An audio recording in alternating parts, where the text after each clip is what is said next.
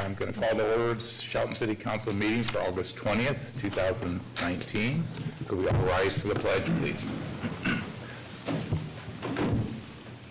Pledge allegiance to the flag of the United States of America and to the republic for which it stands, one nation, under God, indivisible, with liberty and justice for all. Donna, would you call roll, please? Yes. Councilmember Dorsey. Here. Councilmember Inesco. Here. Councilmember Krantz. Here. Mayor Rogers. Here. Deputy Mayor Peterson. Here. Councilmember McDowell. Present. Councilmember Schmidt. Here. Okay, thank you, Donna. You're welcome. Any changes to the agenda from the council? Okay, City Manager Knighton asked for one slight change. He's got an introduction to make for council reports. Immediately after, if that's okay. So wait till after. Thank you, Jeff. Okay, so we'll begin with council reports. Councilmember Dorsey. I don't have a whole lot to report, other than my normal briefings. I did attend the chamber event out at Mason Lake last week, and it was real nice. I'll let you guys talk about that.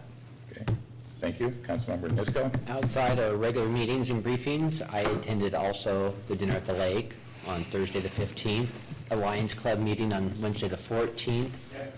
I attended a brief state audit entrance meeting on the 8th. I had a meeting with the business leader in Shelton on Friday the 16th. And that is it for this week. Okay. Or last week, excuse me. Councilmember Krantz. All right, well, I do have my normal staff briefings, and tomorrow morning, am going to be attending my Criminal Justice Board meeting, and it looks like in almost 10 days or so from now, we're going to have an employee appreciation barbecue, and I really love to attend the barbecues whenever I can. So that completes my report. Okay, thank you. Last couple of weeks, I've had several meetings with constituents and some local businesses regarding issues in town. I attended, along with Councilmember Nisco and Councilmember Krantz, the entrance meeting for the auditor. Upcoming will be our budget committee. I'll let the chairman address that, but the council budget committee has met once and will meet again. So that's my report. Deputy Mayor Peterson. In addition to constituent meetings, as Bob mentioned, we had our first executive budget meeting, which was held with staff to look at the budget. Our next one will be again before the end of the month. We're working towards 2020 and looking at programs and trying to look at a balanced budget. So in advance, thank you to Jeff and staff for their hard work in putting that together. Okay. Councilmember McDowell. Well, after council last on the 6th, before that, I attended the neighborhood party on Mankey Hill. And after I went to Neelam Park, met with a constituent several times during the week, attended the Chamber Cameo Boutique after hours in Union, conference call with Jeff, Lions Club, and then my mind went blank at the end of the week. I missed a couple things. That was my birthday week, so that's excusable. Okay. We met, talked about the budget. Oh, yes, we met and talked about the budget, Joe and I. Okay. Thank you. Councilmember Schmidt. I had the EDC board meeting and the EDC luncheon at Mason General Hospital last Friday. It was very well done. Also participated in the council executive budget committee, and had a couple of constituent meetings, and specifically regarding some of the homelessness issues that are going on in the city, and looking forward to this next coming week. Okay. Thank you. City Manager Knighton. Thank you, Mr. Mayor. Tonight I did want to introduce one of our new employees, a very strong member of our finance team that will help us as we're developing this year's budget, or excuse me, the 2020 budget, and the budgets beyond. Don Quizme is come to us from Minnesota, and we're very happy to have him. Moved out here and is enjoying life in the Pacific Northwest, and hopefully we won't have the 2 feet of snow we got in February. I'm sure he's used to that and trying to move away from it. So Don, if you'd like to introduce yourself. And I think you did a good introduction. Yeah, I have a background in government finance, so when I was looking for a job out here, found this one at City of Shelton, that they offered me the job, and I'm glad to be here. Okay. Welcome. Welcome. Thank you. Okay, thanks, Jeff. Thank you. Okay, the next segment is for general public comment. There's a sign-up sheet in the north, or in the outer foyer, excuse me, my term. And that list will be up to Donna, and Donna has a list now. Is anyone has not signed the list that would not like to comment tonight during the first session? Okay, Donna? There is no one signed up. Okay, thank you. So we'll move on to the consent agenda. Is there a motion to approve the consent agenda as published? So moved. Second. Okay, there's a motion and second to approve the consent agenda as published. All in favor? Aye. Opposed? Motion carries. Okay, first up, we have a presentation from Zachary Lund of the Masonry Institute of Washington. Do I need the clicker for that? Oh, we have the, is it not up there? No, it's right here. Perfect. Thank you. Oh, there it is. For the next slide. Okay, there you go. Good evening, City Council. My name is Zach Lund, and I'd like to introduce my project manager, Tanya Sora-Neal. And I've been given the opportunity to work on a case study about the Shelton. Masonry Institute of Washington was founded in 1972 as a nonprofit providing educational and technical services to the architectural, engineer, and construction industry. We are funded by the masonry industry, which is our suppliers and et cetera. One thing that we do is provide a service to communities like Shelton and working for downtown preservation and economic development. And we decided to select Shelton because I've been a community member, and with little research, knowing that, knowing the opportunity in Shelton that's here, it's a great place for growth. So looking at the case study outline, we are currently in phase 1. So we're doing an introduction, looking at the case study zone, identifying some opportunity, looking at some current projects, and then we'll go into phase 2, which will be building property and going into depth about potential properties and businesses in the downtown corridor. And then we're working with Cloverfield Technical College to provide map and renderings on the downtown corridor. So hopefully we can come back and show you guys some before and after visuals of that. That would be great. And then we're going to look into potential programs that can help provide growth for Shelton and those tools that could be deployed in the downtown corridor. And then lastly, in phase 3, we hope to provide you guys with a case study with written plan with final renderings, maps, and recommendations, and we hope to give that to you guys in December. So this is the case study focus zone as today. As you can see, it's from Coda Street to Franklin, from Front to 5th Street. And as of today, this is the zone that we're focusing on. As you can see, the red squares that are marked, there are 9 of them, and those are the buildings that are vacant or potential business owners could move into right now. And I would just like to mention that next, it's kind of hard to see, but the orange square down here is Brewer Park, and focusing on a plan in order to get community engagement and events and work on that area is high on our priority list. And then in the top left, as you can barely see this building, it's out of the focus zone, but we're deciding to focus on that based on the high volume of traffic that goes along 1st Street right there as people are going from Highway 101 to Highway 3.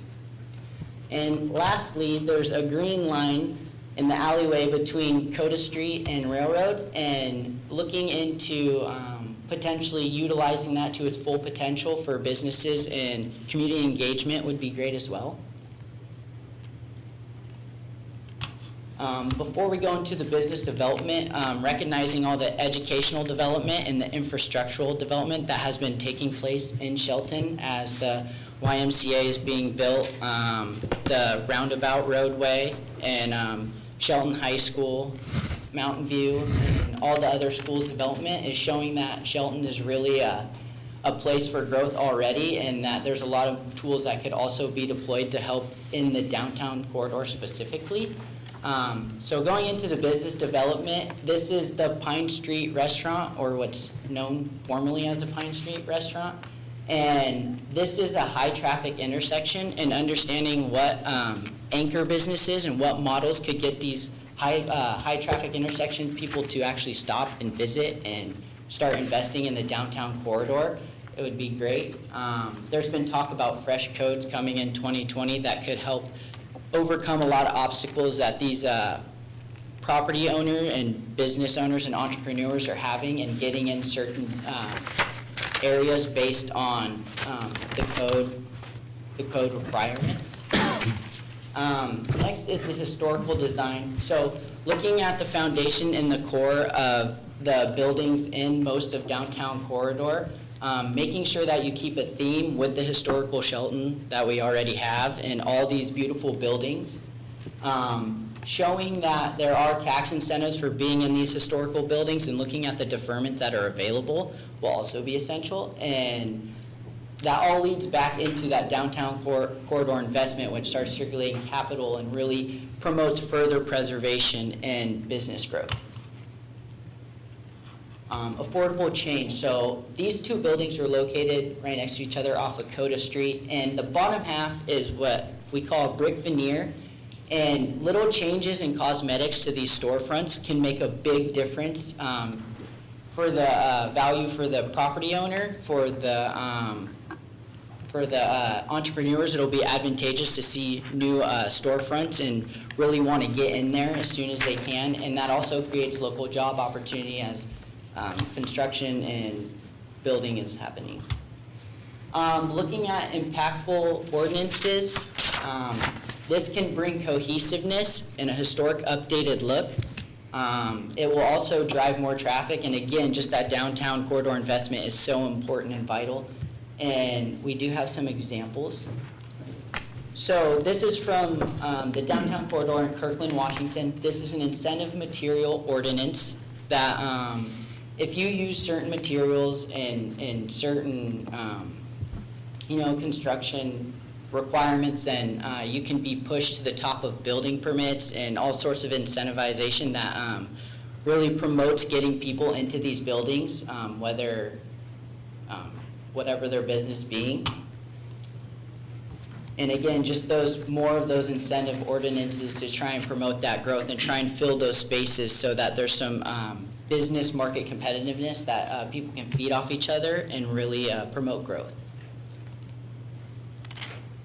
So what Masonry Institute of Washington brings is preservation experience, so working with other downtown communities to promote this growth, and specifically working with historical buildings and all the materials that go along with it.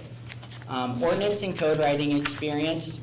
We have drafted codes and ordinances with other downtown corridors and for other people, so have experience in that. And then lastly, the key resources for tools and growth. So working in coalition with the Washington Main Street Program and the Department of Historic Preservation, and also reaching out to other funding opportunities like grants.com and the Commerce, and looking into these other organizations that could be deployed for Shelton. So some action items.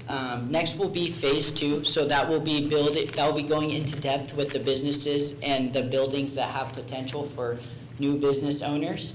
Looking at individual program opportunities, like the Main Street program and the Walkable Livable community. There's all sorts of different organizations, but looking at what demand they can meet and what Shelton needs, that will be the next step in picking what's right for Shelton.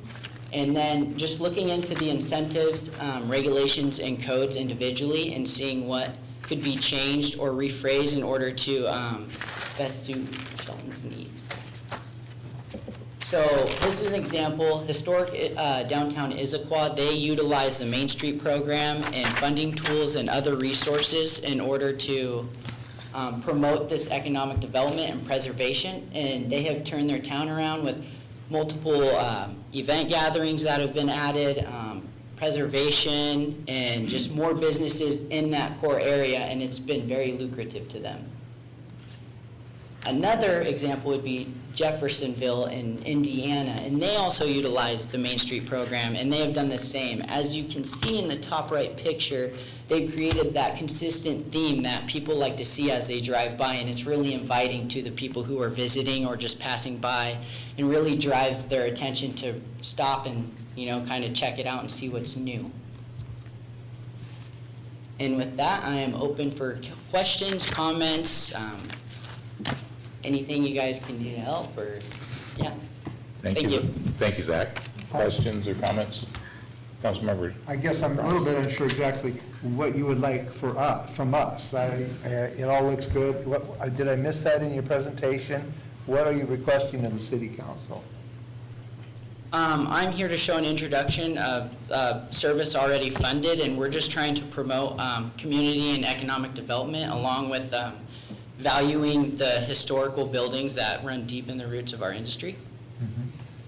Okay, and so you'd be just if I could you, yeah, so you'd be working like with our city manager at all, and just kind of trying to help and see where it's mainly masonry fronts and things like that. Masonry is.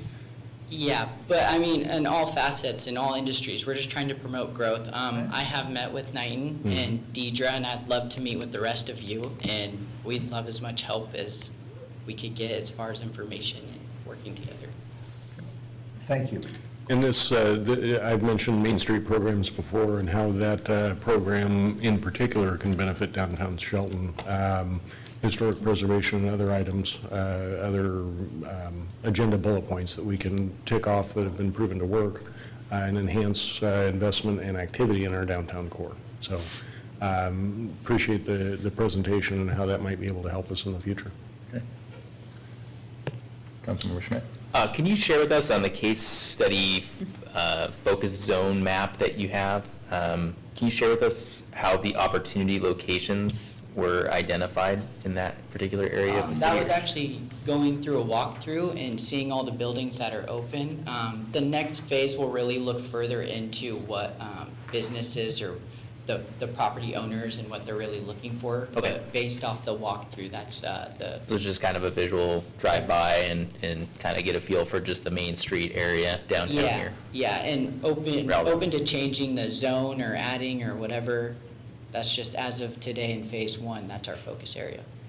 And just to follow up, those red, the red buildings that you said are available are vacant. Are they vacant and available or just vacant? And I believe, has that been kind of cross-referenced? At least half of them are ready for lease. Okay.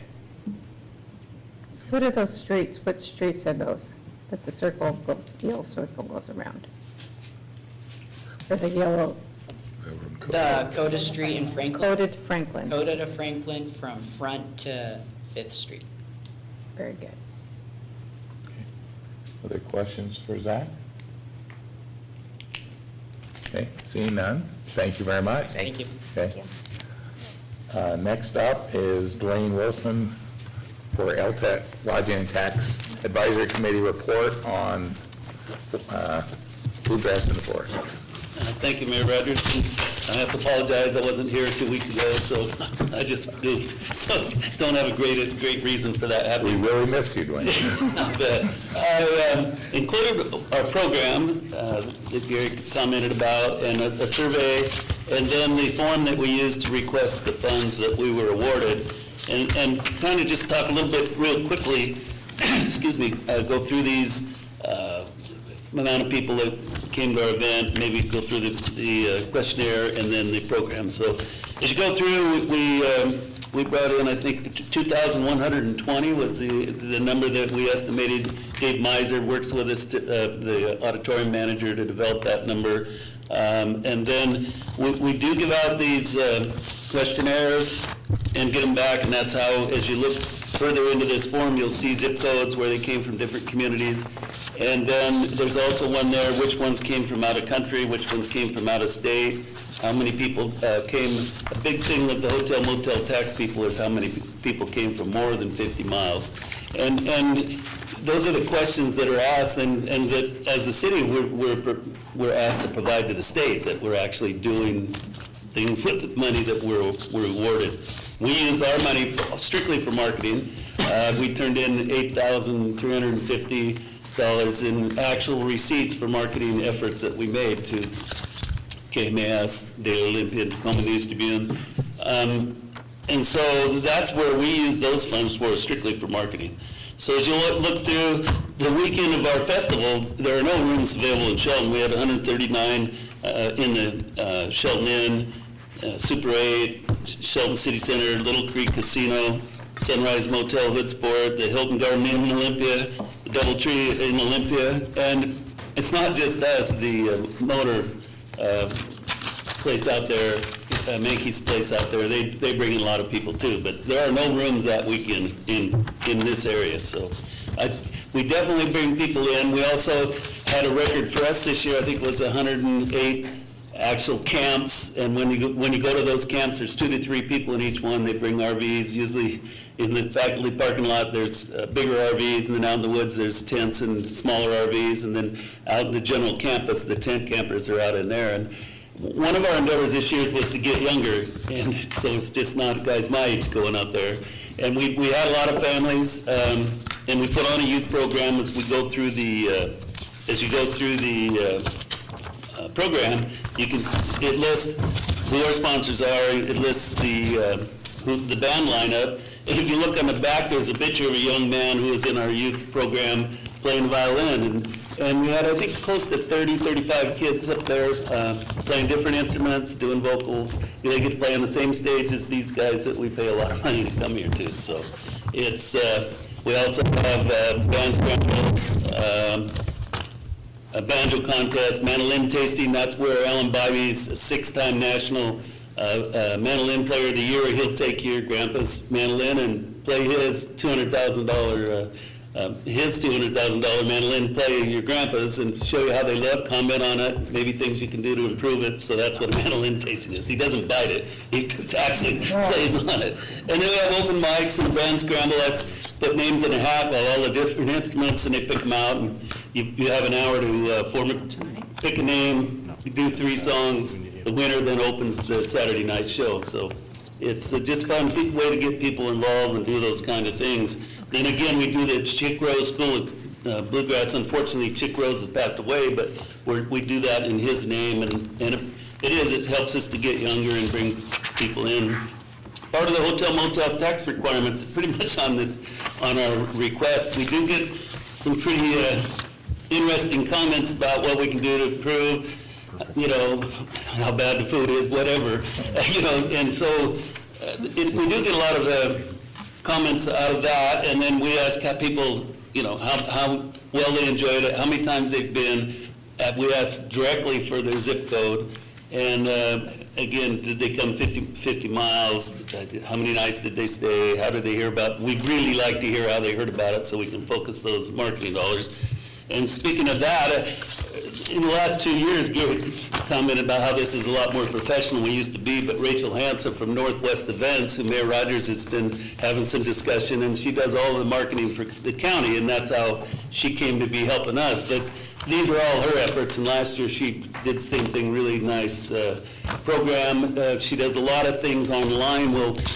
I think we have about 850 names now on our list of people that have been here, so we send them an email, invite them to come back to our festival, those kinds of things. And so she's really helped us come in to do Facebook and all those different online media to get the word out about our festival. So as you look through these bands, North Country is from Seattle, they're dobro players from Canada, Alan Bivey's from South Carolina, me and the boys, they're from around here. The Warren G. Hardings are from Seattle. The Slocum Ramblers are from kind of central Canada. So we bring them in. Runaway Train is Greg Linder and a group from around here that some of you may or may not know. But so we do try to bring them in a lot of variety, and that brings in the folks from out of town. And we're gradually, unfortunately, of those 2,200 people, probably only a couple hundred of them come from Shelton, Mason County. I've lived here all my life. I know a lot of them. most of these folks are from out of town, which is a good thing. It's what we're tasked to do, but we're gradually doing better in the Shelton Mason County area, so. Any questions? Thanks, Dwayne. Yep. Questions for Dwayne? I probably know the answer to this, but if you buy one ticket, it covers the whole weekend? Well, we have a variety of, we have individual events all day Saturday, or you can buy a $45 weekend pass, and that gets you into everything. One thing I left out too, we do midnight hot dogs, and all these kids that were there, we gave away like 240 hot dogs. Greg and I cooked that night, and people just gather around, have fun. It's a family thing. We have a Saturday night dance you'll see on the program. So, like I said, we're really trying to make it a family-friendly event, which I think it is a family-friendly event, I should say it that way. Councilmember Pons? Yeah, well, first I'd like to thank you, Dwayne, for your, you know, I mean, you were there, were you there in like day one on this? Greg and I, yes. And I learned on the thank you. And Christmastown Kiwanis, it's not just Greg and I. Oh, I know, Dwayne, but you know, you're a humble guy. So on the thank you for the volunteers thing, your name's not even in the volunteer list here. There you go.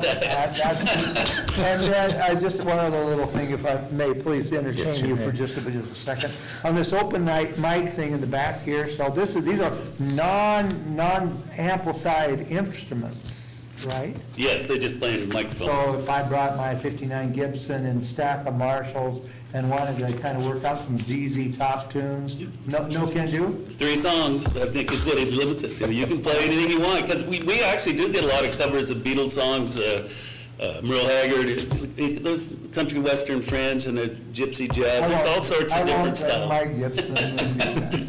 I like ZZ Top. Other questions? Quick one, Dwayne. Do you have idea of what's your return percentage and how many? Well, it's amazing. Most of the ones from Oregon have been here a lot of times. So, and we'll get 100, 150 people from the Portland area mostly, but all around Oregon. So what would you guess? Probably 75, 80%. I would say at least, maybe more than that. This year, though, we did have a lot of first-timers that Greg had heard anecdotally, and I have, and other folks have. So it's a big, loyal group. They like, a lot of them spend the money and never go to the festival. They just sit out in the parking lot and play music all weekend with their friends. So anyway, and they're very loyal people and well-behaved. We don't have to pick much litter or any of those kinds of things. We've never had any horrible issues with any of those, out of line type things. Okay. Well, thank you for the report and thank you for the event. So. Thank you. Thank you. Okay, next up is Chief Moody left, correct? So is Shannon up for the code enforcement report this evening? Maybe if we could postpone that if he comes back, because he probably went for an emergency. Yeah, let me, I'll find out if he'll be able to return. Okay. If not, I'll take the PowerPoint and give it my best shot. Okay. Didn't mean to put you on. So in that case, I move that we table the code enforcement presentation until later in tonight's agenda. Second. Okay, all in favor? Aye. Okay, thank you, Deputy Mayor. All right, we'll move into our business agenda for this evening. Has anyone signed up for comments tonight? I don't have anyone. Okay, I see no hands raised, so all right, we'll move on to the first item. Business is Community Development Director Mark Ziegler is going to speak to us about the rotating art gallery. Thank you, Mayor, council members. Once again, bringing you recommendations from the Shelton Arts Commission for placement in the Civic Center Rotating Art Gallery. These are 3-month installations. The general call for artists was placed with a deadline of July 19th. 2 artists submitted for placement in the gallery. The Arts Commission met on August 6th and are bringing you the recommendations today with those 2 artists, Rosalie Thune and Mariah Avalar, 5 pieces each. With your approval, the work would be installed on September 4th and up through November 29th. Again, if the council concurs, I would ask for action tonight so we can notify the artists, they can prep their artwork, and we can be ready to install on the 4th. Okay. Do we have any questions for Mark? Okay. Deputy Mayor? One question. Go ahead, Councilmember. Now I forgot what I was going to say. Does it have to be local art? No. Okay. No, we've had, typically the call is typically listed as Washington State artists, so it's somewhat regional. We don't want to deal with anything that we have to send back, via mail or shipping or anything like that, and be too onerous on staff. But typically we say Washington State artists. We've had people in Seattle, North Seattle area, and it's far down to, Vancouver area as well. So we've had people over the years from various areas throughout the state. Any other questions? Okay, do we have a motion? I move to approve the Shelton Arts Commission's recommendations for placement in the Civic Center's rotating art gallery. Second. Okay, we have a motion to approve the Shelton Arts Commission's recommendations for placement in the Civic Center rotating art gallery. All in favor? Aye. Opposed? Motion carries. Do we need to waive the three-touch rule? No, I think it's been council's practice. Well, Yeah, I would just consider it waived. Okay. yeah. Okay, thank you. Okay, next on the business agenda is the 2019 residential paving contract and award.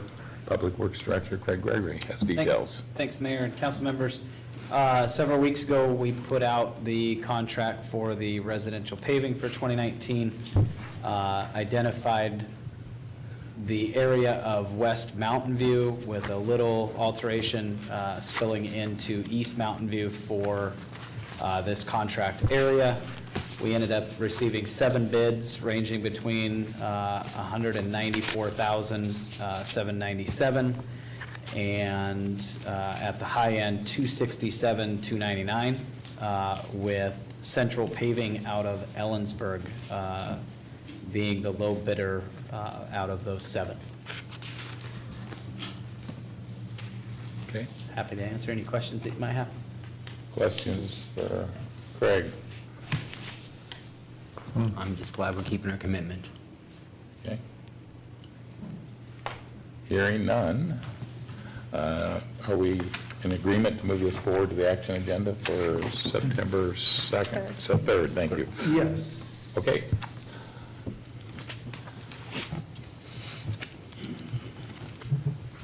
Okay, that is the end of the business agenda. We'll move on to the action agenda. Anyone signed up for any items on that agenda? No, there isn't, Mayor. Okay, thank you. So the first is back to Public Works Director Gregory on information about the sole source purchase agreement. Thanks again, Mayor. As we talked about a couple of weeks ago, looking to upgrade the membrane plates at the satellite wastewater treatment plant. This contract would be with Kubota as the distributor with a total contract amount of $197,428.48.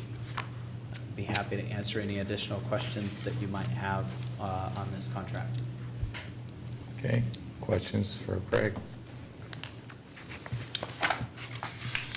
Councilmember Schmidt. Craig, what was the time frame again on these and time frame for installation? Was it to be ordered this fiscal year and installed this fiscal year? Yes, absolutely. It'd be out of the 2019 budget. Excellent. Thank you. Other questions for Craig? Okay, hearing none, do I have a motion?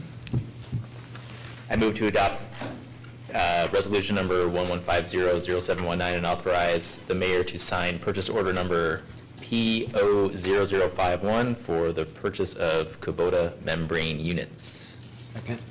Okay, we have a motion and a second to adopt resolution number 11500719 and authorize me to sign purchase order number P00051 for the purchase of Kubota membrane units. All in favor? Aye. Opposed? Motion carries. Thank you, Craig. You're welcome. Okay, next we're to City Manager Jeff Knighton, information about the OpenGov software purchase. Thank you very much, Mr. Mayor. As we discussed on the business agenda several weeks ago, The OpenGov software platform would provide us the ability to increase transparency to the public about our budgeting functions and allow us to report on those functions and how dollars are being spent and what return we're getting for those tax dollars. We'll be able to report that to the public in a near real-time basis. It will also decrease our budgeting efforts from about 3 to 3.5 months down to hopefully a little over a month in future years. And we'll be able to communicate from a single source, run surveys and test the waters to see where the public's at and find out what they're most interested in at the time so we can concentrate on those functions, make sure we're responding to the needs of the citizens of Shelton. With that, there have been no changes to the contract from the one you saw several weeks ago, and I'd be happy to answer any questions if there are any. Okay, thank you, Jeff. Questions for City Manager Knighton? Councilmember Kranz? Well, this is something that you kind of recommended to us that would be a good idea for us to do. And I looked at the information, and in my conversations with you, I think it's a good move for the city of Shelton. And it also, what it shows is your, the quality that you have to bring into, from your expertise, things that we may not be aware of. And as a city manager, I just wanted to thank you. You're doing a great job. At least I think so. And so this is an example of you bringing some things in that will help us do our jobs better, because we might not have known about this. And so just to let you know that you are doing a good job. Thank you. Yep. Thank you very much. Jeff, a question came up during my discussions on the budget, and that's moving ahead, the annual license fee is approximately $40K, correct? 40,000? Slightly less, but close, yep. So, and that's an ongoing expense, assuming we continue with the product. That's correct. It is a 5-year contract. However, their contract does have an out clause that allows us to get out of the contract at any time, so long as no money is budgeted for this specific function. Okay, thank you. Okay, any other questions? Okay, seeing none, do we have a motion? I move to accept and approve the OpenGov contract. Second. Okay. Any further discussion? No. All right. We have a motion, a second, to accept and approve the OpenGov contract. All in favor? Aye. Opposed? Motion carries. Okay. Not seeing. So Chief Moody did just write back and said he's on his way. So hoping I hear footsteps, but I don't. So, would you like to give your report first, or do you want to wait? I will give my report, and I'll talk very slowly. So, I did, as the council is aware, I did attend the Washington City County Managers Association conference last week and got a lot of good information from that conference, particularly in regard to risk management and lessons learned about things that we can look for and make sure we don't repeat the mistakes of others, which I think is very important.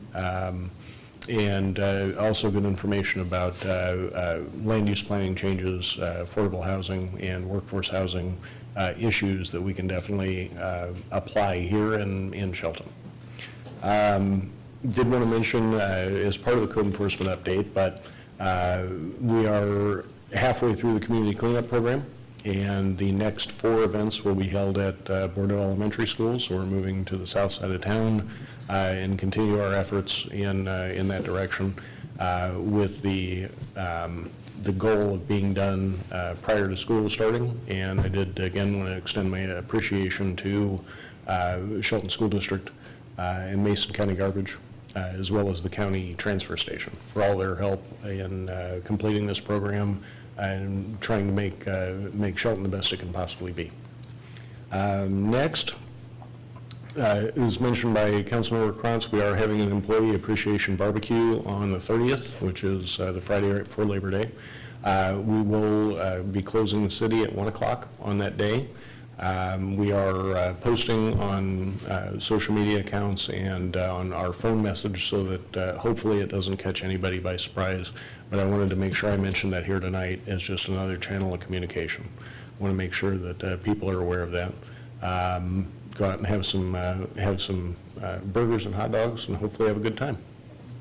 And show our employees how much we appreciate their efforts every day for the things that they do for the citizens of Shelton. And lastly,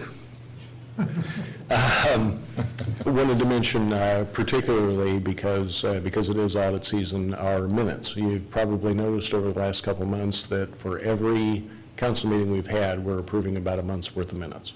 And that's something that absolutely needs to be done. It has to be done every time. By the time our September, I believe it's the 17th, meeting rolls around, we should be fully caught up. And that is a direct result of the efforts of our city clerk, Donna Nault, who is not on camera. And Clapping, please. And the people she works with, including Leander Sharp, who has put a tremendous amount of effort into that endeavor. But we'll be caught up and we'll be able to start doing other things with that time that's been spent on this task. I believe I speak for the whole council, but we appreciate that very much. So thank you. I have one thing that I forgot in the agenda. Okay. I probably won't take very long. Do we have any comments for the second period? No, Okay. I don't. I'm just grabbing the mouse just in case, or asking Michelle to grab me the mouse so I can do the PowerPoint just in case. I just have one question about, just for the public's information, then on the garbage pickups at Bordeaux School, because it was a little unclear in the past for me, it's basically it's no oils, no toxic things, no tires, so what are the rules on that one? So, of course, no oils, no paint, no tires, no large appliances, just household garbage and refuse. I do understand that the United Way, I believe, is running another campaign immediately following ours. I believe it's the weekend after ours ends, where they will be taking appliances and tires and things like that. Don't know about paint. That's usually pretty tough.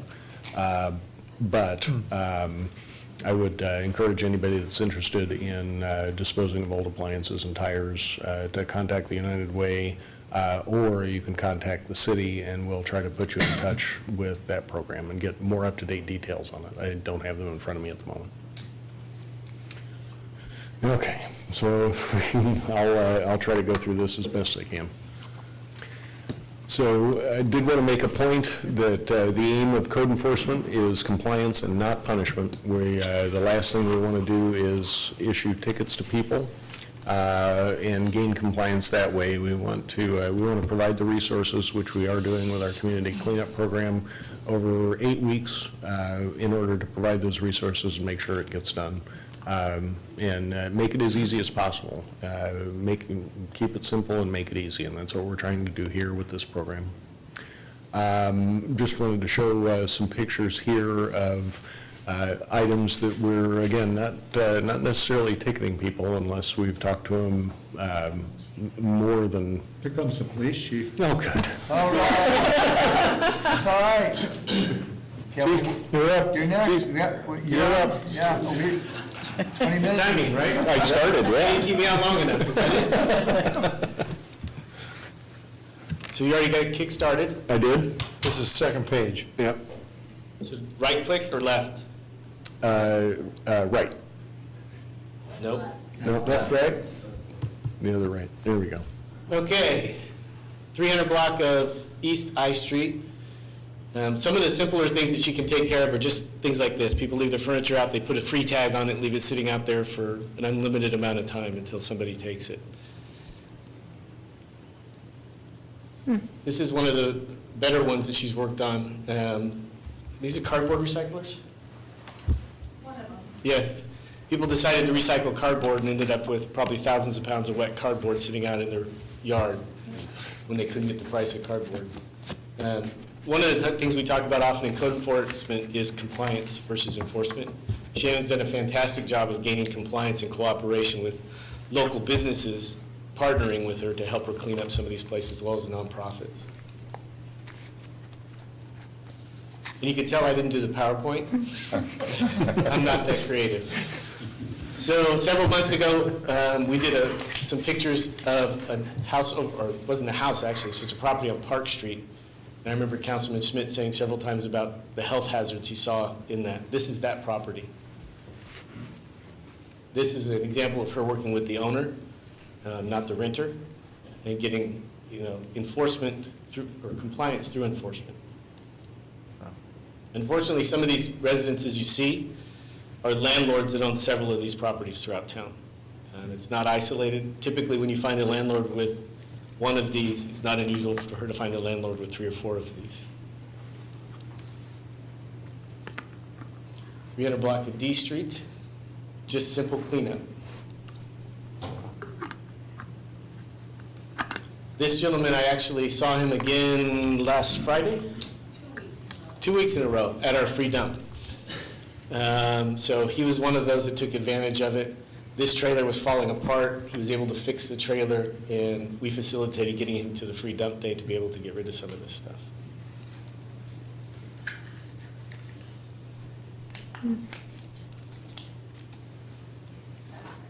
That's our other cardboard collector.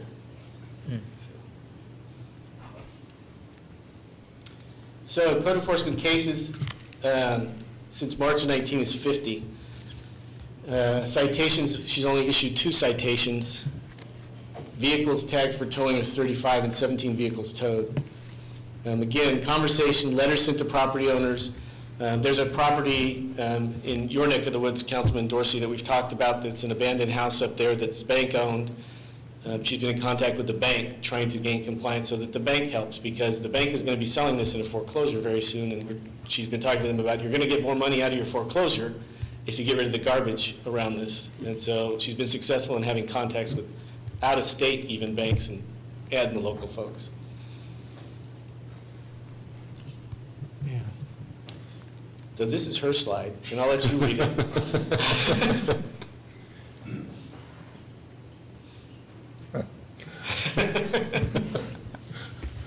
So I'm here to answer any questions, and so is the miracle worker. I have one. Yes, sir. I noticed that you had, what was it, 50 and only 2 citations, and that's fine, because we don't really want to cite, but what does it take to get the citation? That's what I'm wondering. What, is it repeat offense? Typically, the first contact is just conversation. Okay. What can we do to help you? What do you need to facilitate getting this cleaned up? Here's the violations we see. It may be a second conversation to follow up, but we'll be back here next week to see what kind of progress you make. And she gives them time. It's not like tomorrow you will get this cleaned up. She gives them a time period that says, I'll be back on this date to check on you, see how you've done. If they haven't complied by the second time, that's usually the time that she's sending them a letter to the property owner, the renter, anybody else involved with the property of, here's the violations we see, here's the problems, please contact us, we'll give you some time frames to set up to clean it up. If that's not met or no contact is met, it's followed up by, you will be cited by this date, here's what's going, if you're not to have anything done, then here's what's coming. So they usually get at least 5 contacts before the citation comes. That's about right? So they have time to get started. And there's a lot out there that are getting started that we could cite tomorrow. But like I said, it's just easier if it's on their dime and they're cleaning it up and they're putting some effort into it than us having to go out and take care of this. And out of those 50 complaints, I can tell you that year to date, total, Mark Ziegler gets them through his office, through the complaint process. Shannon gets maybe a small handful through her that people will contact her directly. Out of that 50, only about 20 of those or less are actually citizen complaints that came in. Well, I think she's doing a great job. There's a couple houses I've called Jeff on, and the next day they were clean. I mean, the yard was clean. There was beds and refrigerators and microwave ovens in their front yard. And Hey, that was my house. that was your neighbor. But I think doing a great job. Like I said, she's got a lot of partners around the community that she's worked well with, and not just in code enforcement, but animal control as well. Yep, she caught a dog in my parking lot last week, and she says, I know this dog. Yeah, and she's worked with the nonprofits, local folks, of getting them adopted out, finding homes for these dogs, and getting them taken care of. Yes, ma'am? How about up on Coda? How's that coming along? Coda? That's an interesting, Every time I drive past, it's like, that one's What's going on with this? currently in a family trust at the moment. So I think we will see some movement on that in the near future, one way or the other. I hope so. Okay. Councilmember Schmidt. Just commend Officer Watanabe on her efforts here. This is impressive to see the change in the last few months, and obviously having more code enforcement would be a wonderful thing. Of course, we'd love to be able to support that. But my question will be on: is there anything else potentially that we should be doing or could be doing, be it from a policy perspective, an ordinance perspective, as you're going through this process? You guys are learning a little bit more, I'm sure, that the council could be supportive of or working towards. There's two big things that we've discussed, and Jeff and I have talked about abatement, starting an abatement program. And whether that be with seed money through some other funding or whatever mechanism brings that about, of doing an abatement program. When we say abate, we don't necessarily have to level a house to abate it. We can go out there and clean up this house, get the court orders to clean it, remove the garbage out of it, and lean it while it's still, I mean, some of these houses are not to the point that need to be necessarily demolished. It's just a matter of cleaning them up. And we can do that with the people still in them through an abatement process. The second is, yes, there are some muni codes and city codes that Jeff and I have talked about that I'd like to bring forward. I have a couple of personal pet peeves in there, and one of them is we talked about unattached trailers.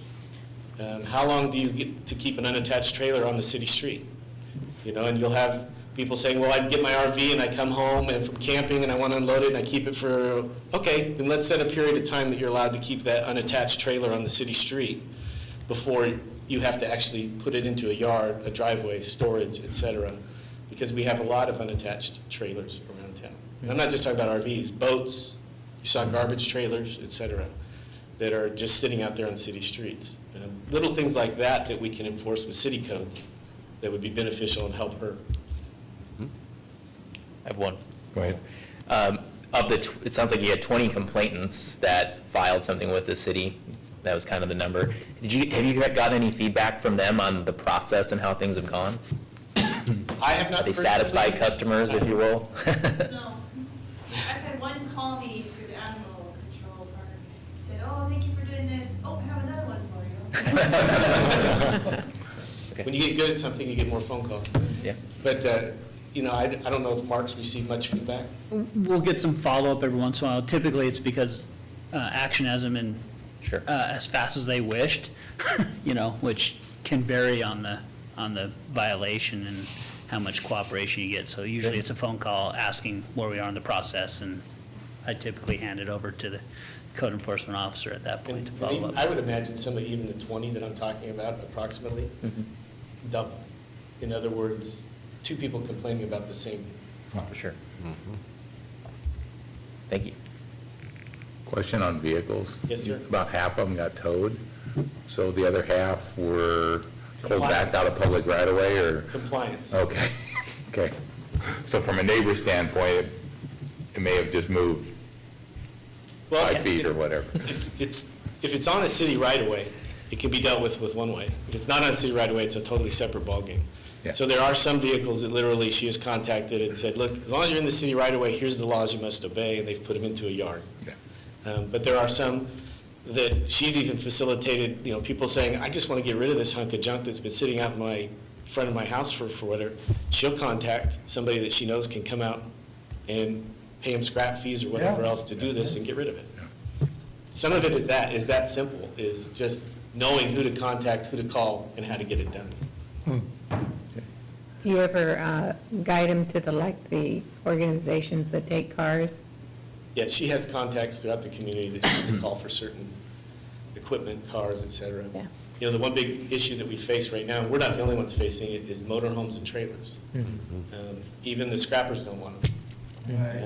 They don't make any money off of them. It's hard enough to get a junk vehicle towed to a normal tow yard because they make such a limited amount of money on some of these cars when they sell them as scrap. But when you have all the insulation and everything that goes with a motorhome or a trailer, nobody, literally the tow company says, we're not coming to get it. So then we have to find other means to come get it.